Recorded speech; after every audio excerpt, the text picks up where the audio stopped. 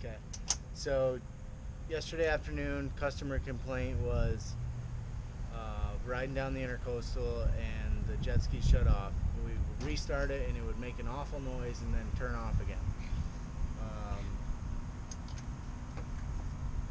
We met the customer at the dock and took the seat off, which the customer had told us they had taken the seat off and checked the battery cables. Apparently they had not done that. When we found the ski, it was full of water halfway up the engine.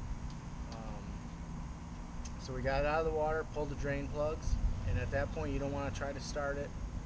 In case there is water in the cylinders, you can have major damage. So I picked up the ski, I brought it back to Jupiter where I had water and supplies to get going on drying this thing out.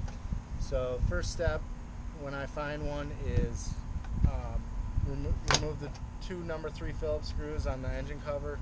Get the engine cover off. You've got each coil cap has two 10mm bolts. Pull those bolts, take the caps off, pull all 4 spark plugs out, 5/8 spark plug socket and an extension. The plugs look decent, maybe had a drop of water or 2 on them. So I pull all 4 out, I put the engine cover back on and finger tight the Phillips screws, using this basically as a water deflector. Turn the engine over. If it's got water in the cylinders, you'll see it flying out of every crack in here. This one fortunately didn't have anything in the cylinders, so I just removed the engine cover, put all my spark plugs back in, hooked all the coils back up, and was able to start the machine right up. The engine oil didn't have any water in it, so I didn't have to change it or anything before I started to attempt to start the machine. After running it, there was some water that was sitting in the intake, and the air filter box was full of water. The air filter, one thing you want to be real sure of is those air filters, once they get salted and dry, then they're essentially plugged with salt.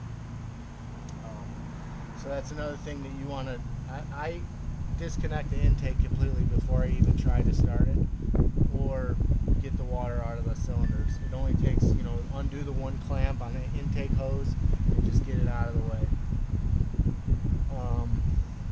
Again, after I started to run it, the engine oil did start to look a little milky, so I've changed it a couple times. I'm on my second change now.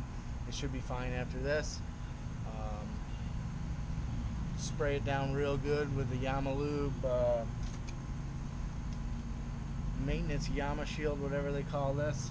Works really good to displace any salt water and protect it from any corrosion.